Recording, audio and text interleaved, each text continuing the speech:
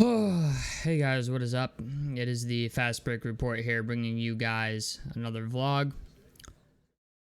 Before we get into anything else in this video, I need to speak to TJ McConnell. TJ,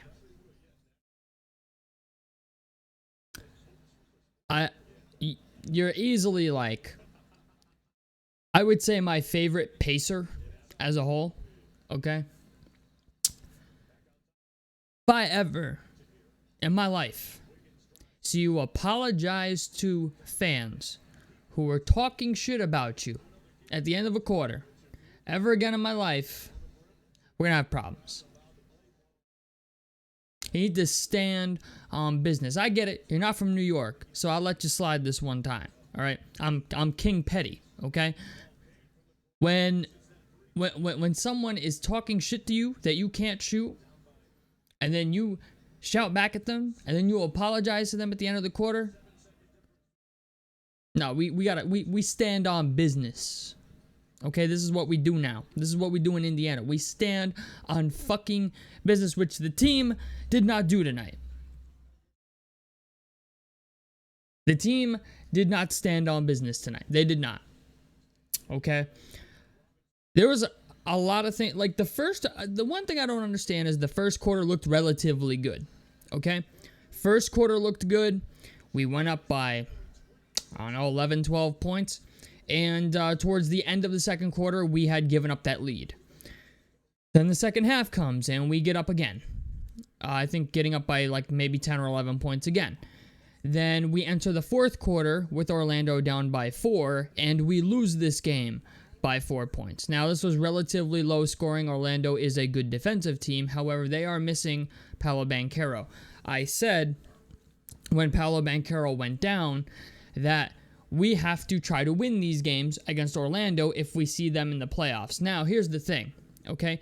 Benefit of the doubt, or not even really benefit of the doubt, because, I mean, other teams are losing too. You know, Philadelphia's 2-8. The Bucks look like garbage. The New York Knicks turned out to be the team we kind of thought they would be, a team that can only play their starting 5. They're already playing, 6 or 7 guys 40 minutes a night. So, it's just the idea the Knicks are already in, they're not only are they in salary cap space hell, but they're in roster depth hell as well at this point. I mean, Thibs is already playing dudes 40 minutes a game. I mean, this is a team that's not going to hold up if he keeps doing this. But it's just the idea Orlando is a team that without Paolo Banchero, we should be beating.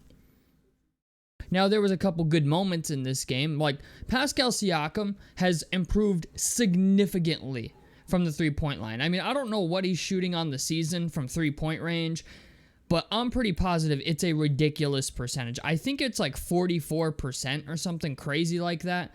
He is shooting 44.7% from 3, 10 games in, on 20 points per game, 6.5 rebounds, and 4.5 assists. Okay? Now, Ben Mathurin has also been playing better. Here's the thing, right? I understand that we play team basketball, right? I understand that. But the defense needs to get better. The turnovers, we had 17 turnovers tonight. There's certain time, like, I get it. Orlando is a great defensive team. Even if they're missing Paolo Banchero, which keeps them from scoring like 110, 120 points per game, okay? They're still a good defensive unit. They still have Franz Wagner. They still have Jalen Suggs. I mean, Goga Batadze, okay, a guy that we gave up on, out-rebounded Miles Turner tonight by, I think, 10. I think that's what somebody said in the Discord chat. My phone's over there. I can't look at the stats at the moment. But, like, it just kills me that, like, we need centers and then, like, guys leave our team, like Goga Batadze, go someplace else and become amazing. Or not even really amazing, but formidable bench guys. Guys that we arguably never gave a real chance to. So Orlando has gotten better at development. Jonathan Isaac hit some big threes tonight, but it's just the idea. These are games we're supposed to win. Like, I don't understand how this team can go out and beat teams like the Knicks and the Celtics, right? They go in the Dallas Mavericks. Like, they go out and beat these teams that are in championship conversations. Maybe not the Bucks and the, not even Philadelphia really so much anymore. I don't think Philadelphia is good enough to be a championship team, but they're in that conversation. You know what I'm saying? You know, like a team that's in the conversation but isn't good enough to get it done. Like, they're a team that could maybe get it done if everything goes right for them. That's where they're at. The problem I have with the Pacers is we're a team that, like, a lot of teams are playing like shit right now. We need to take advantage of playing against these teams that are undermanned and or just flat out bad, and we're not doing it. We're just not. Now, one thing that has really irritated me, and I'm finally going to speak on it because I feel like a lot of Pacers fans can agree with me on this. We have two guys on our roster who are max contract players, and Pascal Siakam and Tyrese Halliburton. Okay? Now, Tyrese Halliburton is making more money than Giannis. Okay? Pascal Siakam is making almost as much money as Giannis. Okay? When we get into these games where we're down, right? 10 points with 6 minutes left, I wholeheartedly expect Tyrese Halliburton and Pascal Siakam to get into that pick and roll. Like, or the rest of the fucking game. I don't care who else touches the ball or who doesn't, okay? These guys are making almost 50, like, Tyrese Halliburton's making $50 million a year, okay? Pascal Siakam's making like 47. Nobody else on the roster is even in the ballpark of what they're getting paid. In the last 6 minutes of the game, or 5 minutes, 4 minutes, what have you, if we are down significantly, I expect to see that Tyrese Halliburton and Pascal Siakam pick and roll, or at least some type of action between the two of them. Whether it's a pick and pop, a pick and roll, whether it's Tyrese getting Pascal Siakam down in the post for a post fade, or just something, or some type of action to get Pascal Siakam an open three-point shot, or Halliburton a three-point shot. Those are the only two people I want touching the fucking ball in the last 6 minutes of the game if we are down significantly. If we're down by 8 or more points, those are the guys I want touching the ball. Now, I will say this. There was a little bit of hero ball going on tonight. A little bit of it. Miles Turner's the last guy I want on our team playing hero ball, to be honest with you, because he's like, I just don't understand why we get down and we kind of, it seems like, I understand we play team ball, but it seems like we have a whoever offense in the end of the fucking game. Like, it just does. Every game this year that we have lost in the end of the, like, not only is the defense bad, we commit stupid turnovers, but at the same time, like, the two most important guys on our roster don't seem involved. Or not even like they're not engaged, but like these are the two guys that, like, I mean, how often has Tyrese Halliburton hit clutch shots? Pascal Siakam, I think, proved himself quite a bit in the playoffs last year against the Bucks as a guy that, like, you can ride in games if you really, really need a guy to, like, go out there and get you some. You know what I'm saying? And it seems like in these games that we lose, that's never the case. It seems like in these games that we lose, Tyrese Halliburton and Pascal Siakam are the two guys that I want the ball in their hands. And it just seems like, okay, well, we're going to let, you know, no offense to Jarris Walker or Ben Mathurin even, because, like, I don't hate the idea of Ben Mathurin having the ball in his hands at the end of the game. And he actually, towards the end of this game, had some two or three, like, really critical buckets. And then, you know, Jarris Walker had the outlet pass to Tyrese for a dunk, which brought us within 2. But, like, at the end of these games, dog, it's got to be Halliburton and Siakam. It has to be.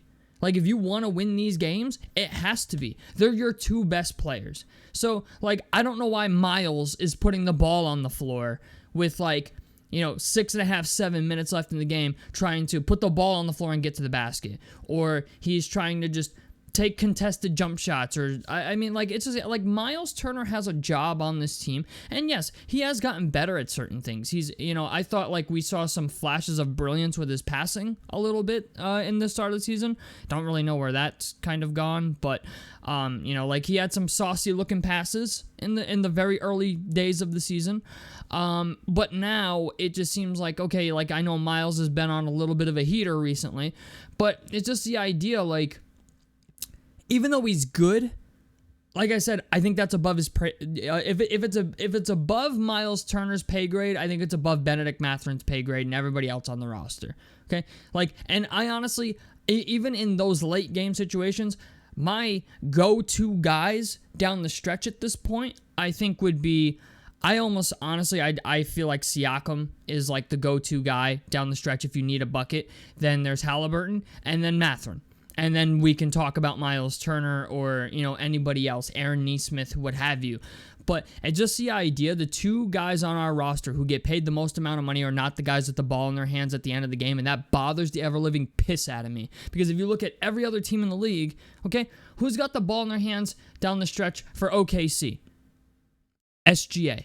You look at the Timberwolves, it's going to be, it used to be either Karl Anthony Towns or Anthony Edwards. Now it's Anthony Edwards. Okay? Any team that has a player of some significance that gets paid a lot of money, they're getting their touches down the stretch. And Halliburton has had a bunch of really clutch jump shots in his career already as a Pacer. He's, even in the playoffs and stuff like that, like, he's been a guy that has been able to turn it on in the fourth. We saw it against the Knicks a couple days ago, right? In the fourth quarter, Hallie went fucking ridiculous. We know what Siakam is capable of in the clutch, and just like he had, he's already hit a game winner once this year, a game-winning 3. So it's just the idea. I don't understand why he's just so inconsistent. I don't understand why some games it's like it's going to be Halliburton this day, it's going to be Siakam this day, and then other days it's like we're relying on fucking Miles Turner to, score points down the stretch for us, or Ben Mathurin has to come up with something and make it happen. And I don't hate that, but like I said, Ben Mathurin that's below his pay grade. You know what I'm saying? I don't hate it. I don't mind if we're running a Siakam, Halliburton pick and roll and, somebody gets a wide open 3. I don't mind that. But with 6 minutes left in the game and we're down, I'm sorry, that's what I want. That's as a Pacers fan, that's what I want. That's what they're getting paid for. And I feel like tonight we didn't get that. I feel like tonight was another night of whoever offense with whoever can get open. And I get it. That's the way you should play basketball, right? Whoever's got the open shot. That's the way that LeBron has done it. Even Jordan, at times in his career. I understand sometimes you have to defer to other guys or guys are open. That's a part of the game. But the end of those games, I do not understand why we're not seeing more of that. Because I'm just going to speak on what I've seen in preseason. There was a couple times where the Halliburton Siakam pick and roll veered its head a little bit, and I was like, damn, like that shit could be really good. And I just feel like it's nowhere to be found. Like, why do we run our screen and rolls and our screen and pops with Miles Turner instead of Pascal Siakam when Siakam is clearly the better player? He's the guy with a max contract.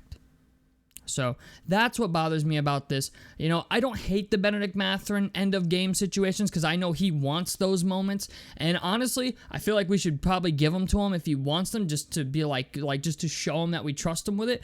But when we're down to like eight, if it's 8 or more points, dog, sorry, Ben. Like, if you're open, we'll get you. But I don't want the Benedict Mathurin isolation plays at the end of the game when, it's like 8 points or more. I just don't.